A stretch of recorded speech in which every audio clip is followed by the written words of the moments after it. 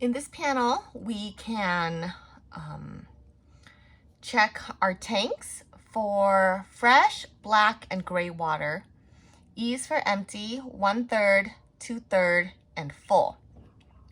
The fresh tank you can see here is 2/3 full. That's the fresh water that we use for showers, toilet, anything with the water. We usually just use this for dry camping, and on the road we leave it 1/3 full. Black is empty and gray is empty. If the gray or the black is at 2/3, we usually go outside, dump that, close the valve, and then let it fill up again. We don't leave it open.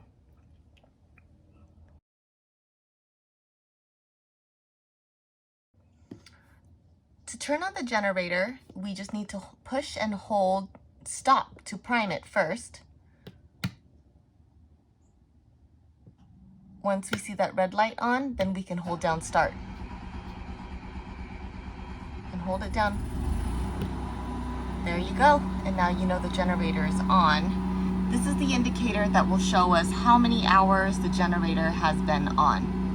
To turn it off, you simply just need to push stop and it will power down.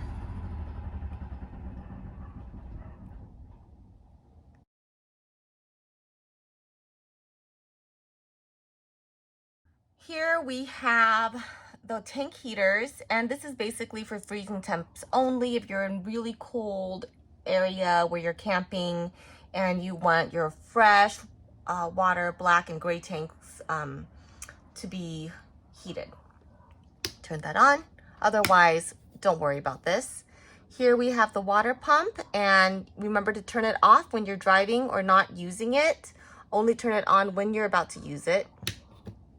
And you turn it on right there, and you can use the water in the sinks, the toilet, the shower. When you're done, turn it off and make sure that the valves outside are set at the right settings. Here we have the water heater, which can be heated with liquid propane gas or electric. If you're plugged into shore power, that's electric hookup, go ahead and turn this on. And that will heat your water for your showers, or if you're washing your hands. It might take about 20 to 30 minutes for the water to heat up. If you're dry camping, then you'd want to use the gas one. Otherwise, electric is the way to go.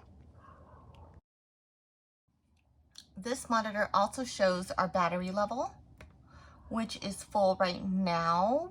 When we're plugged into shore power, it gets charged, as well as the solar panels above will charge the batteries.